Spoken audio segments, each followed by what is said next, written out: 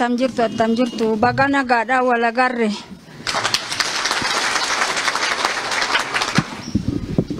waamicha manu godame kanatti kabajuma isaanii saduu bade lafti isaa wallaalame sasamba saniif akka didaatti galgaluma ganamuma dhufe na kabaju isaaniitiif waaqa osana kabaju hamma kanaan dhufe wal ergu kootiifis guddaan gammada kaleessa makiinaan karaa bulee ambootti cabeechinu bushee raafna yoonne baay'ee dhibbataa turre irra dhumnee sitti galle waaqa wal nu agarsiiseef galanni guddaan haa ta'u. Ammoo isaan kunoo warri karaanuu saaqee asitti hamma kana wallu agarsiise umurii dheeraa isaaniif kennu taayitaa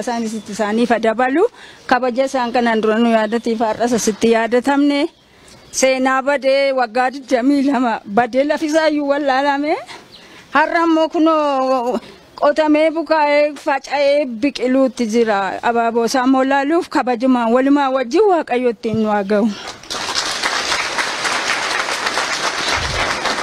Baay'een gaddasi baay'een gammadasi gaddi koo mucaa koo dhabuu kooti biqilaa tokkoon qabu waan hin bakka isaa ilaaluun qabu hin badee jedhee baay'ee yoo lama sadii qabaate kan isaa lafa isaatti qobaadha kanaaf ammuma kana yaadatameeyyuu lafti isaa baramee seenaan isaa akka waan har'a inni jiruutti gaafa naa yaadatanii guddaan gammada karaa kanaatti seenaan isaa waan naa jiruuf nan gammada galatoomaa warri nu yaadatan isin yaadatu seenaan immoo fuulduratti ba'ee wajjiniin immoo adeemnee jabaatanii bilisummaan keenya sitti fufee kana caalaa kan irratti hojjennee walitti gammannu nu haa taasisu danda'een ammayyuu ana asitti cimtuudhaan baay'een dubbadha. Lafan galutti naqee garee ta'a malee asitti cimtuudha maaliif hamma kana tuqaan kootika hamma kanatti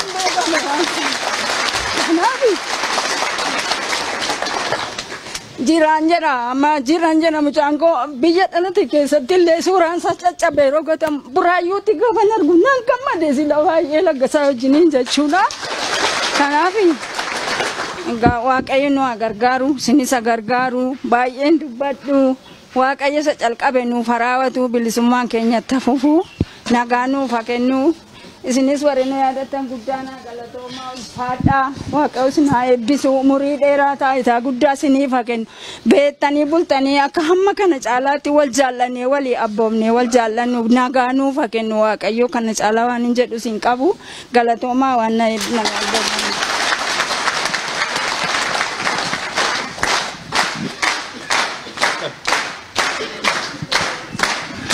Ulfaadhaa maatii wareegamtootaa guddaa galateeffannaa kanaan dura namooti kanaan dura nu wajjiniin turtan yeroo simannaa sanallee kan turtan yaadattu maatii wareegamtootaatii fi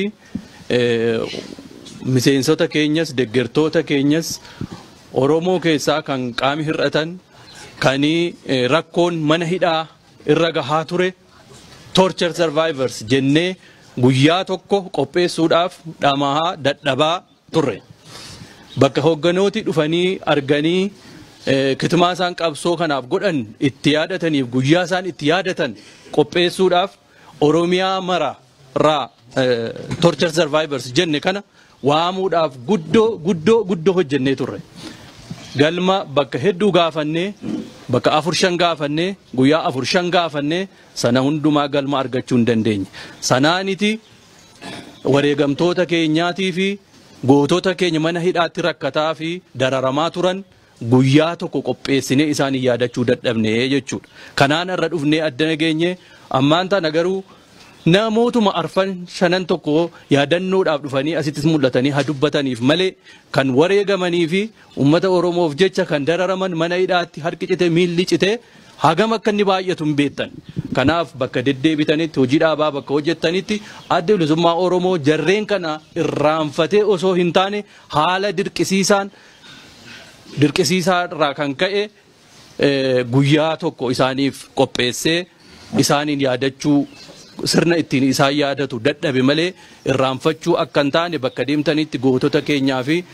namoota mana hidhaatti dararamaa turan adda bilisummaa Oromoo hoogganni adda bilisummaa Oromoo yoomiyyuu taanaan laphee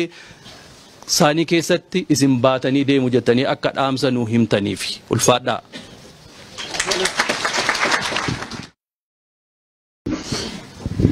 Fayyaadhaa attam jirtu baga nagaadhaa wal agarre.